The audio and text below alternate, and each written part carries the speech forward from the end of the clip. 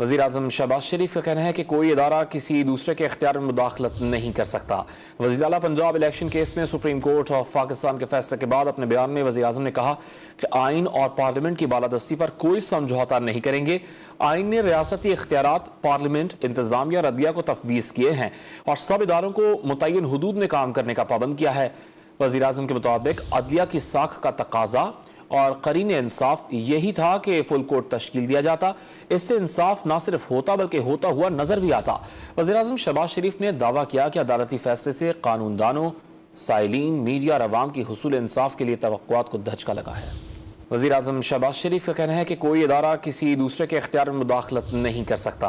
वज़ीर आला Punjab election case में सुप्रीम कोर्ट ऑफ पाकिस्तान के फैसले के बाद अपने बयान में वज़ीर-ए-आज़म ने कहा कि आइन और पार्लियामेंट की बालादस्ती पर कोई समझौता नहीं करेंगे।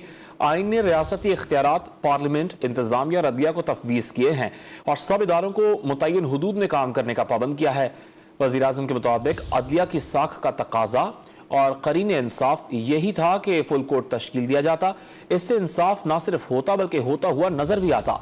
वज़ीर-ए-आज़म शहबाज शरीफ ने दावा किया कि अदालती फैसले से कानूनदानों, साइलीन, मीडिया और अवाम की हुसूल इंसाफ के लिए तवक्कुआत को धचका लगा है।